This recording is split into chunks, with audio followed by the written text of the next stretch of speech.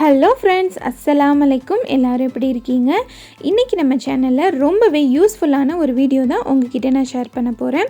நம்ம வீடுகளில் இருக்கக்கூடிய ஃப்ரிட்ஜை எப்படி நம்ம நீட்டாக க்ளீன் பண்ணலாம், அப்படி க்ளீன் பண்ணக்கூடிய ஃப்ரிட்ஜை எப்படி நீட்டாக எந்த ஒரு ஸ்மெல்லுமே இல்லாமல் சூப்பராக மெயின்டைன் பண்ணுறது அப்படின்னு சொல்லிட்டு தான் இந்த வீடியோவில் நான் உங்ககிட்ட ஷேர் பண்ணியிருக்கேன். ஸோ வீடியோ ஸ்கிப் பண்ணாமல் ஃபுல்லாக பாருங்கள், கண்டிப்பாக உங்களுக்கு யூஸ்ஃபுல்லாக இருக்கும்.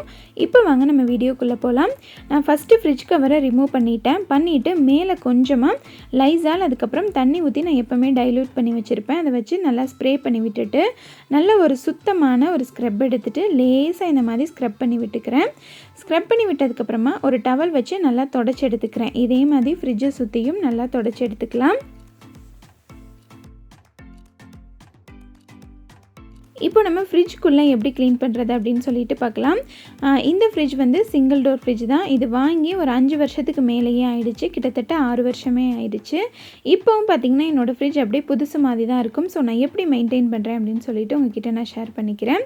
வாரத்தில் ஒரு நாள் பார்த்திங்கன்னா நான் கண்டிப்பாக டீஃப்ரோஸ்ட் பண்ணி அந்த தண்ணியெல்லாம் வெளியே எடுத்துருவேன். எடுத்துகிட்டு ஃப்ரீசரை நல்லா தொடச்சிட்டு பின்னாடி வந்து நமக்கு தண்ணி ஒழுகிறதுக்கு ஒரு ட்ரே இருக்கும் இல்லையா, அதையும் கீழே ஊற்றிட்டு நல்லா வெயிலில் காய வச்சு எடுத்து மாட்டி விட்டுருவேன். ஸோ இப்போ பார்த்திங்கன்னா எனக்கு ஃப்ரீசர் வந்துட்டு நல்லா க்ளீனாக தான் இருக்குது. அதே போல் ஃப்ரிட்ஜோட கூலிங்கும் நம்ம மாற்றி வச்சிட்ருக்கக்கூடாது. எப்போவுமே ஒரே கூலிங் இருக்க மாதிரி மெயின்டைன் பண்ணிக்கிறது தான் ஃப்ரிட்ஜுக்கு ரொம்பவே நல்லது. இல்லைனா ஏதாவது ப்ராப்ளம் வந்துகிட்டே இருக்கும். அதே மாதிரி டீஃப்ரோஸ்ட் வீக்லி ஒன்ஸ் அட்லீஸ்ட் பண்ணுறதுமே பார்த்திங்கன்னா ரொம்ப நல்லது. இப்போ நான் ஃப்ரிட்ஜுக்குள்ளே இருக்கிறது எல்லாத்தையுமே வெளியே எடுத்துக்க போகிறேன். ஏன்னா எல்லாத்தையுமே கலட்டி நல்லா வாஷ் பண்ணிவிட்டு அதுக்கப்புறமா நம்ம மாட்டிக்க போகிறோம்.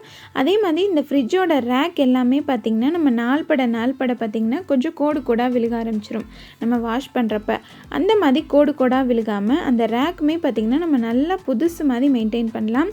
ரேக் அதுக்கப்புறம் பார்த்திங்கன்னா இந்த ட்ரே இது எல்லாமே பார்த்திங்கன்னா என்னோடது பார்த்தாலே உங்களுக்கு தெரியும் நல்லா புதுசு மாதிரி நல்லா நீட்டாக இருக்கும்.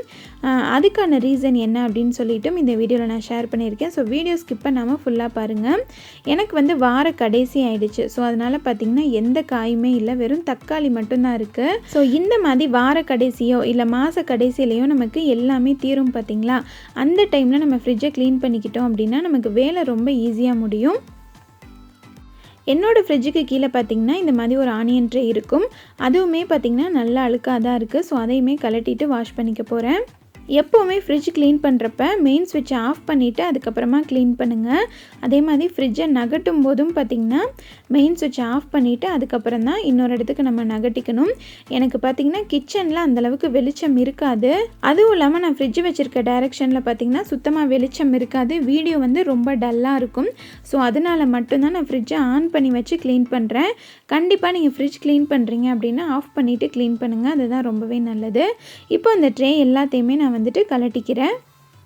அதே போல் நீங்கள் எந்த இடத்துல ஃப்ரிட்ஜ் வச்சுருக்கீங்களோ அதுக்கு பின்னாடி அட்லீஸ்ட் ஒரு 3-4 இன்ச் அளவுக்கு கண்டிப்பாக ஸ்பேஸ் விட்டுருங்க. அந்த மாதிரி விட்டு வைக்கிறது தான் ரொம்பவே நல்லது. செவுத்தை ஒட்டி ஃப்ரிட்ஜை வைக்கக்கூடாது. இப்போ நம்ம ஃப்ரிட்ஜை க்ளீன் பண்ணுறதுக்கு ஒரு சொல்யூஷன் ரெடி பண்ணிக்கலாம். ரொம்ப ஈஸி தான். ஒரு பவுல் எடுத்துக்கோங்க. அதில் வந்து சமையல் சோடா இருக்குது இல்லையா, சோடா உப்பு, அது வந்து 1 டீஸ்பூன் அளவுக்கு சேர்த்துட்டு கொஞ்சமாக வினிகர் சேர்த்துக்கலாம். வினிகர் இல்லைன்னா லெமன் ஜூஸ் கூட தாராளமாக சேர்த்துக்கலாம். சேர்த்துட்டு இப்போ இதில் கொஞ்சமாக தண்ணி சேர்த்து நல்லா மிக்ஸ் பண்ணிக்கலாம். ஃப்ரிட்ஜ் உள்ளே க்ளீன் பண்ணுறதுக்கு இது மட்டுமே போதும். வேறு எந்த ஒரு சொல்யூஷனுமே வாசனையாக இருக்க சொல்யூஷன் எதுவுமே யூஸ் பண்ணிடாதீங்க. அந்த மாதிரி யூஸ் பண்ணுறப்ப நம்ம உள்ள ஃபுட் ஐட்டம்ஸ் வைக்கும்போது அதில் எல்லாத்துலேயுமே இந்த வாசம் வந்து ஏறிடும். அது நம்ம உடம்புக்கு நல்லதும் கிடையாது. இப்போ இதை நல்லா கரைச்சிட்டு ஒரு ஸ்ப்ரே பாட்டிலில் ஊற்றிக்கலாம். எப்போவுமே பார்த்திங்கன்னா ஃபஸ்ட்டு வந்து இந்த கேஸ்கெட் இருக்குது இல்லையா, இதை வந்து நம்ம க்ளீன் பண்ணிக்கலாம். இதை வந்து எப்படி க்ளீன் பண்ணுறது அப்படின்னா ரொம்ப ஈஸி தான். இந்த கேஸ்கெட்டில் தான் பார்த்திங்கன்னா எனக்கு அழுக்கும் அதிகமாக சேரும். ஏன்னா என்னோடய கிச்சன் சின்ன கிச்சன் அப்படின்றதுனால எல்லா தூசியும் போய் இதில் படிகிற மாதிரி இருக்கும். ஸோ அதனால் பார்த்திங்கன்னா அந்த இடத்த ஃபஸ்ட்டு நான் க்ளீன் பண்ணிக்கிறேன். மற்ற இடங்கள்லையுமே பார்த்திங்கன்னா அந்தளவுக்கு ரொம்ப ஸ்டெயின் இருக்காது, ஓரளவுக்கு தான் இருக்கும். ஏன்னா நான் வந்து ஃப்ரிட்ஜை கரெக்டாக தொடச்சி மெயின்டைன் பண்ணுறதுனால எனக்கு அந்தளவுக்கு ஸ்டெயின் இருக்காது. க்ளீன் பண்ணுறதுக்கும் பார்த்திங்கன்னா எனக்கு ஒரு 10 நிமிஷம் தான் ஆகும். நல்லா நீட்டாக க்ளீன் பண்ணிடுவேன்.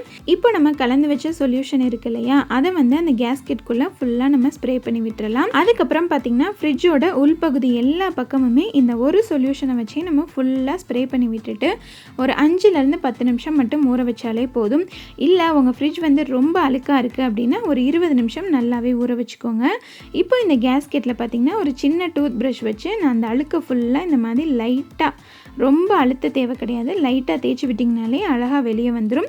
அதுக்கப்புறமா ஒரு துணி வச்சு அதை நல்லா நம்ம தொடச்சி எடுத்துக்க போகிறோம். உங்களோட ஃப்ரிட்ஜில் வந்து கூலிங்கே நிற்க மாட்டேங்குது, இல்லைனா கூலிங் வந்து ஃபஸ்ட்டை விட குறைஞ்சிருச்சு அப்படின்ற மாதிரி நீங்கள் ஃபீல் பண்ணிங்க அப்படின்னா இந்த கேஸ்கெட் வந்து நமக்கு லூஸ் ஆகிருக்கும். உங்களோட ஃப்ரிட்ஜோட கெப்பாசிட்டி என்ன அப்படின்னு சொல்லிட்டு நீங்கள் கடையில் சொல்லி இதை வாங்கிக்கலாம். வாங்கிட்டு நீங்களே இதை சேஞ்ச் பண்ணிக்கலாம். அப்படி இல்லைன்னா டெக்னீஷியனை கூப்பிட்டு நீங்கள் கரெக்டாக சேஞ்ச் பண்ணிக்கலாம். பின்னாடி இருக்க கம்ப்ரெசரையுமே அவங்கள வந்து செக் பண்ண சொன்னீங்க அப்படின்னா நமக்கு வந்து கரெக்டாக தெரிஞ்சிடும். அதே மாதிரி ஃப்ரீசர்லையும் வந்து அதிகமாக ஐஸ் கட்டி ஃபார்ம் ஆகுது அப்படின்னா கம்ப்ரெசரில் வந்து ப்ராப்ளம் இருக்கும். அந்த மாதிரி இருக்கும்போது ஒரு டெக்னீஷியனை கூப்பிட்டு நீங்கள் கரெக்டாக மெயின்டைன் பண்ணி வச்சுக்கிட்டீங்க அப்படின்னா ரொம்பவே நல்லது. ஏன்னா அந்த மாதிரி நமக்கு அதிகமான ஐஸ் கட்டி ஃபார்ம் ஆச்சு அப்படின்னா கரண்ட் பில்லும் பார்த்திங்கன்னா ரொம்பவே அதிகமாகும். அதே போல் ஏசி இருக்க ரூம்லையும் நம்ம வந்து ஃப்ரிட்ஜை வைக்கக்கூடாது. அந்த மாதிரி வைக்கும்போதும் பார்த்திங்கன்னா கரண்ட் பில் வந்து ரொம்ப ஜாஸ்தியாகும். இப்போ பார்த்திங்கன்னா இந்த ஸ்ப்ரே நல்லா பண்ணி விட்டதுக்கப்புறம் பார்த்திங்கன்னா நல்லாவே ஊறி நிற்கிது பாருங்கள். இப்போ வந்து ஒரு துணி வச்சு நான் நல்லா தொடச்சி எடுத்துக்க போகிறேன். இப்போ இந்த ஃப்ரிட்ஜை துடைக்கிறதுக்கு பார்த்திங்கன்னா நான் ஒரு 3 துணி எப்போவுமே நான் யூஸ் பண்ணுவேன். ஃபஸ்ட்டு இந்த மாதிரி ஒரு டவல் யூஸ் பண்ணிவிட்டு, அடுத்து ஒரு பனியன் கிளாத், அதுக்கப்புறம் வந்து ஒரு காட்டன் யூஸ் பண்ணுவேன். நம்ம ஸ்ப்ரே பண்ணிவிட்ட சொல்யூஷன் பார்த்திங்கன்னா நல்லாவே நமக்கு யூஸ்ஃபுல்லாக இருக்கும்.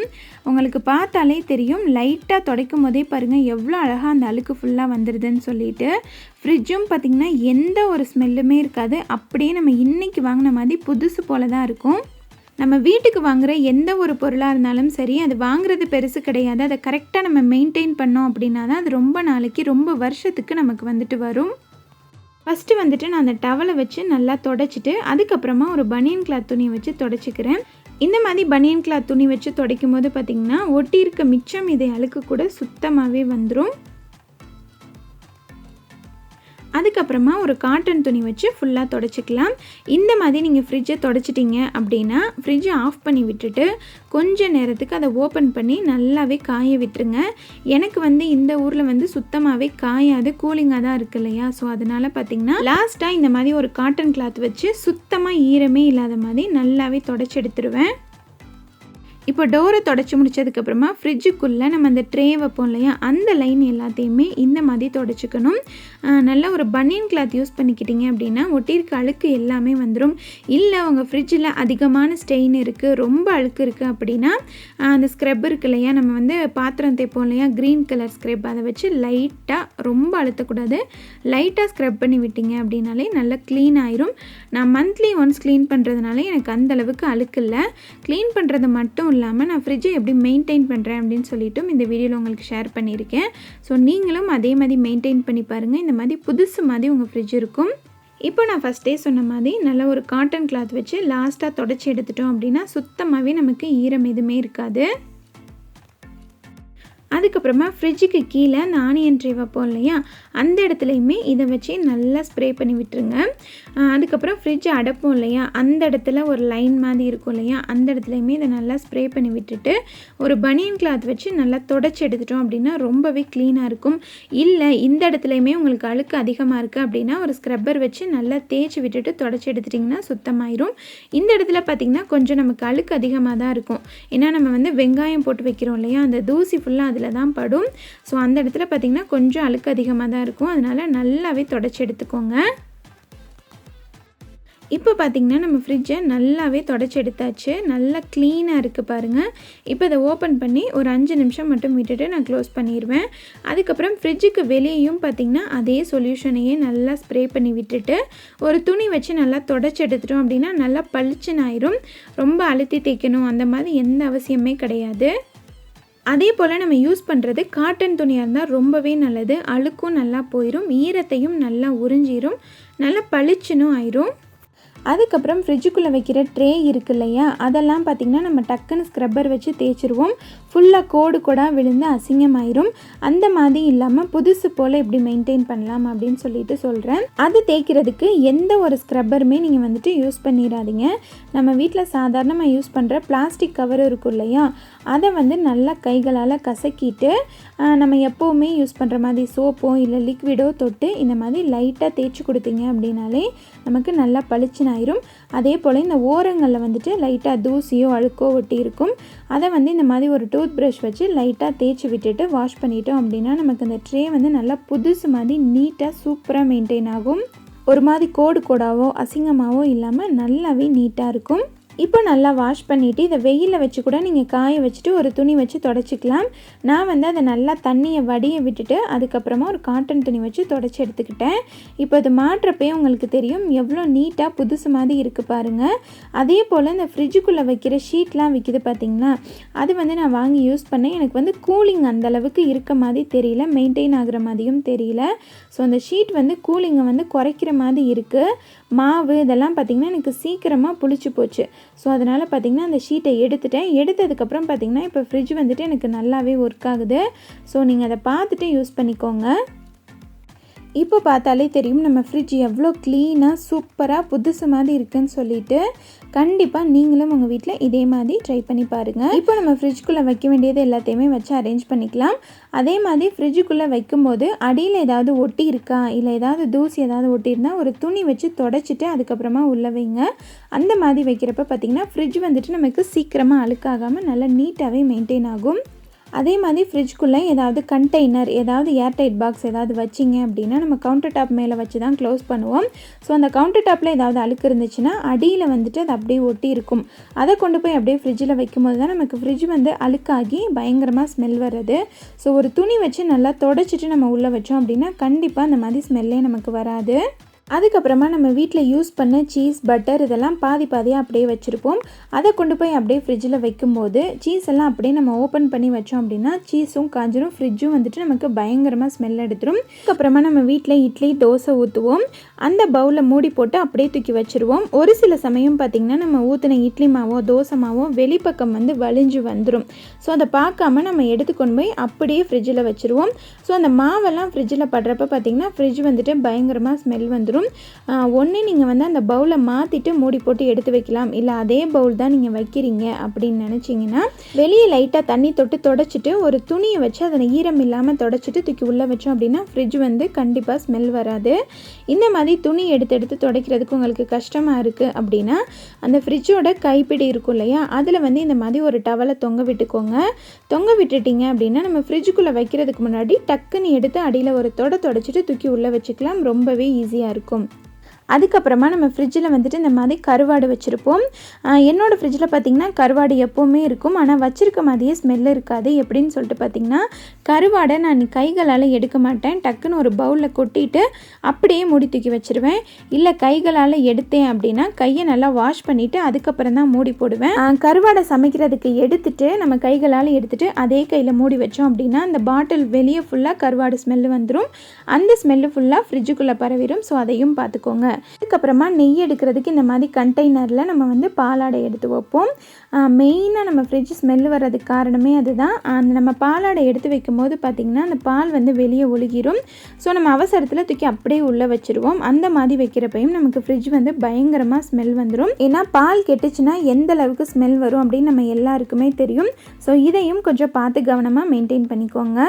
அதே போல் நான் ஃபஸ்ட்டே சொன்ன மாதிரி சீஸ் பட்டர் இது எல்லாத்தையுமே பார்த்திங்கன்னா இந்த மாதிரி நல்ல ஒரு ஏர்டைட் பாக்ஸில் போட்டு க்ளோஸ் பண்ணி ஃப்ரிட்ஜில் வைக்கிறத விட ஃப்ரீசர் அப்படி இல்லைன்னா இந்த மாதிரி மில்க் ட்ரேயில் வச்சிட்டோம் அப்படின்னாலுமே ஃப்ரிட்ஜில் வந்துட்டு நமக்கு ஸ்மெல் வராது. அதே போல் நம்ம ஃப்ரிட்ஜில் வந்து முட்டையை வாங்கிட்டு வந்து வைப்போம்.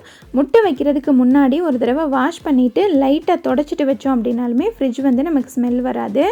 அதே போல் நம்ம ஃப்ரிட்ஜில் வந்துட்டு நைட்டு சாப்பாடு இல்லை ஒரு சட்னியோ இல்லை எந்த ஃபுட் ஐட்டம் வச்சாலுமே நல்லா இந்த மாதிரி டைட்டான ஒரு மூடி போட்டு வைக்கணும். ஓப்பன் பண்ணி வைக்கிறீங்க இல்லைனா டைட்டான மூடி இல்லை அப்படின்னாலுமே ஃப்ரிட்ஜ் வந்துட்டு நமக்கு பயங்கரமாக ஸ்மெல் வந்துடும். ஸோ இந்த மாதிரி நம்ம மெயின்டைன் பண்ணும் போது பார்த்திங்கன்னா நம்ம ஃப்ரிட்ஜ் வந்து நல்லா புதுசு மாதிரி எந்த ஒரு ஸ்மெல்லுமே இல்லாமல் நல்லாவே சூப்பராக நீட்டாக மெயின்டைன் பண்ணிக்கலாம். இந்த வீடியோ பிடிச்சிருந்தா கண்டிப்பாக ஒரு லைக் பண்ணுங்கள். உங்களோட கருத்துக்கள் என்னவாக இருந்தாலும் என்கிட்ட கமெண்ட்டில் மறக்காமல் ஷேர் பண்ணிக்கோங்க ஃப்ரெண்ட்ஸ். அடுத்து ஒரு இன்ட்ரெஸ்டிங்கான வீடியோவோட உங்களை மீட் பண்ணுறேன். Thank you so much. அஸ்ஸலாமு அலைக்கும்.